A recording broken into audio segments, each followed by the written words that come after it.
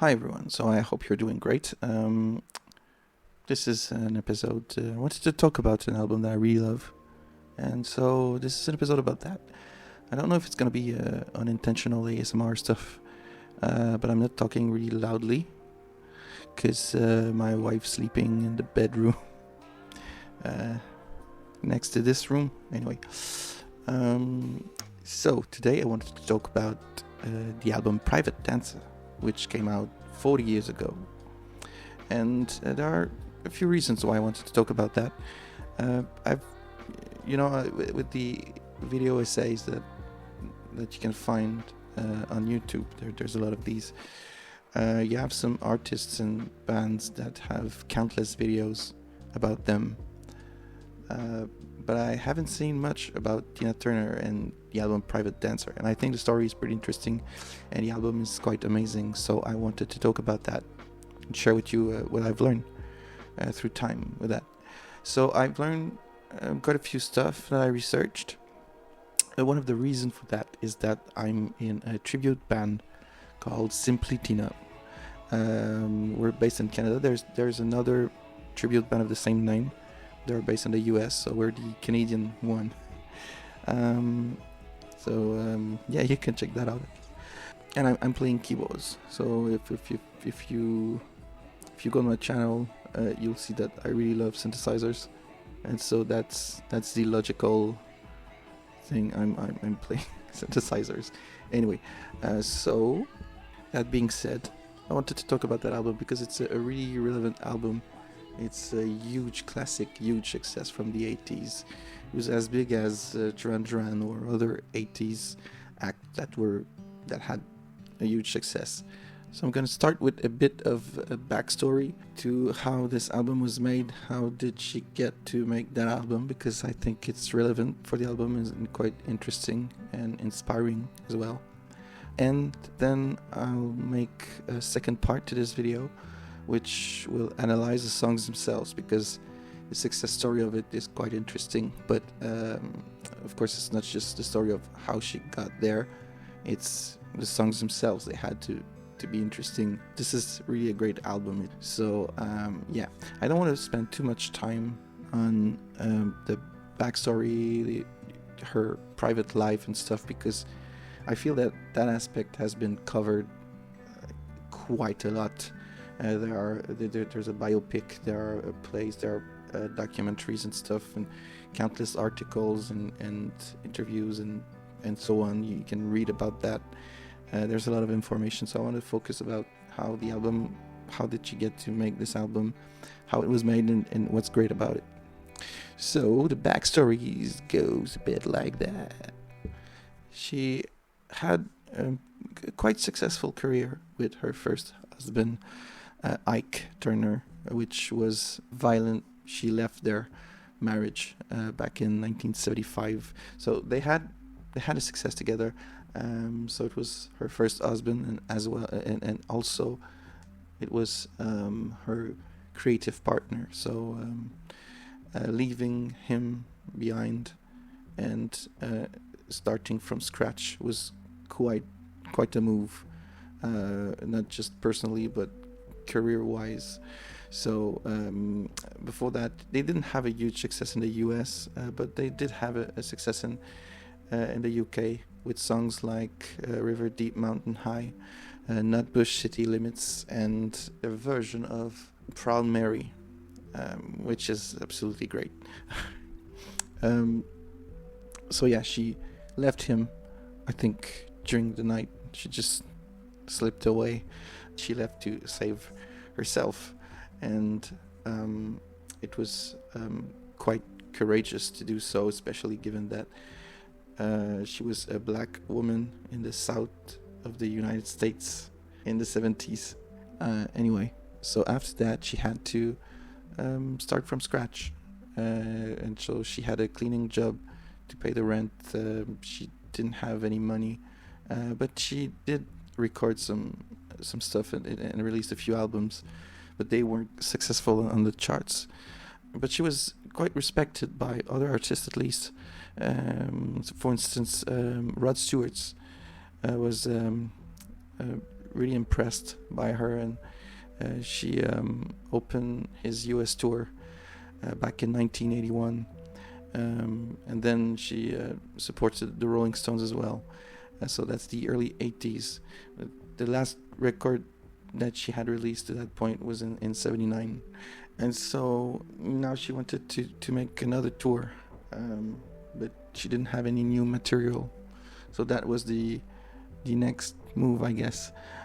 So she wanted to release a new record, but she needed to be signed to a label.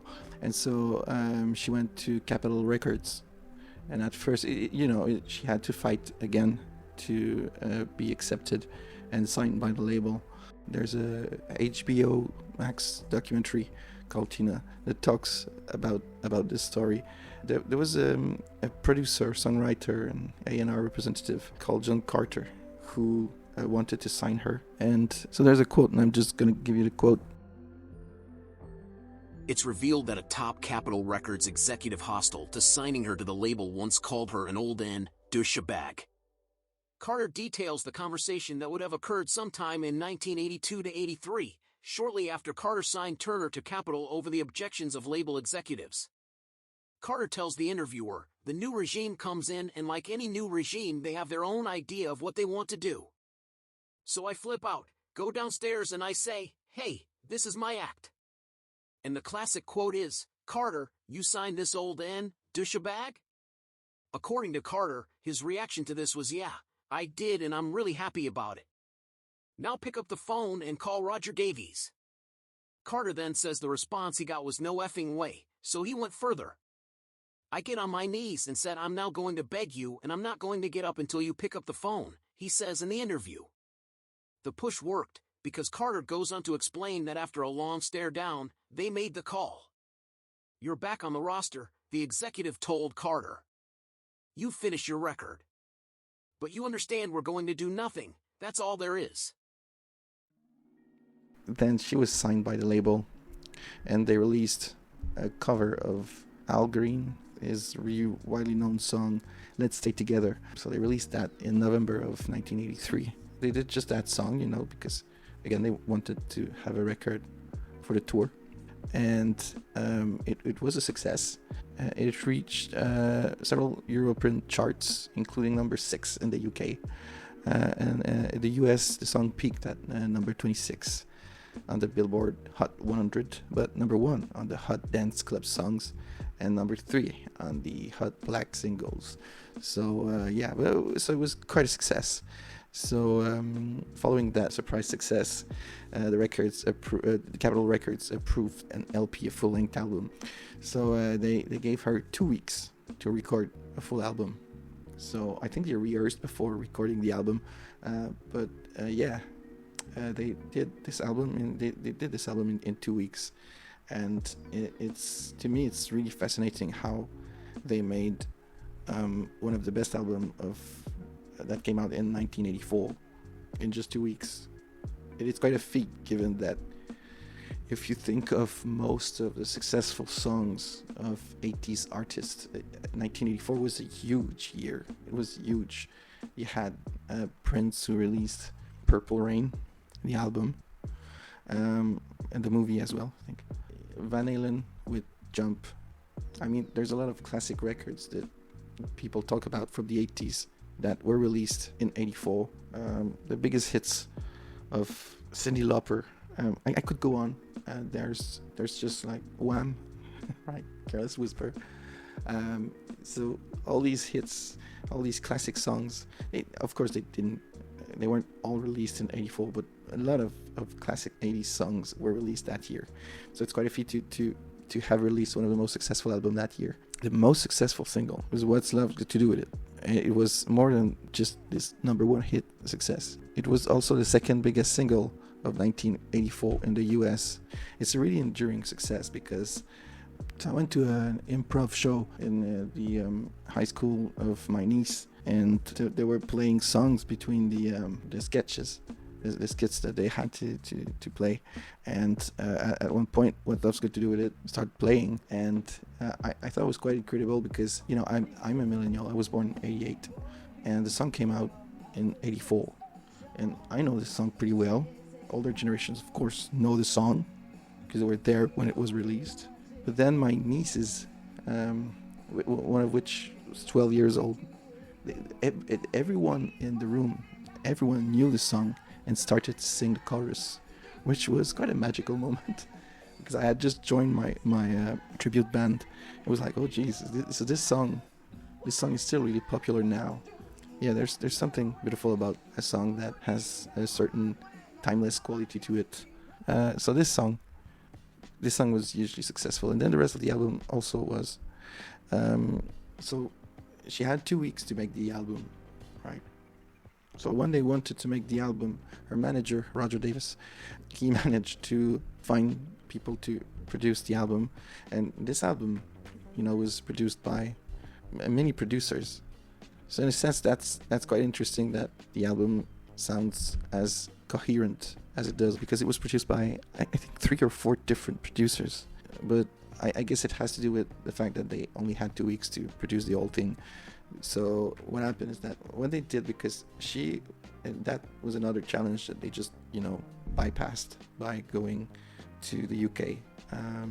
Because she was a black woman in the early 80s, in the US, she would be confined to only make R&B music, but she wanted to explore different genres. And this album explores different genres. You have rock, you have ballads, and a bit of R&B as well. And of course, because it's 1984, there's a lot of synthesizers, so it's kind of synth rock, synth pop, whatever, So on the album, you have Rupert Hine, who worked on 2 songs, also Martin Ware and Terry Britton, and there's also the title track, which was originally a Dire Straits song written by Mark Knopfler. Well, there's an interesting story behind that as well. I'll talk about the individual tracks, I think, in a second part to this video, which I will analyze the songs themselves and why they're great, and trying to guess why they were so successful. But it's a great album. It almost feels like a best of, because half of the songs were really successful and there are classics. Let's Stay Together, What's Love Got to Do With It, Better Be Good to Me, Private Dancer, I Can Stand the Rain, Show Some Respect was not a huge success, but what an amazing track it is. So there's just, it's just a bunch of great songs. And I'll make a second part to this video just to explore the songs and what makes them so interesting. So with that being said, take care and see you in the next part.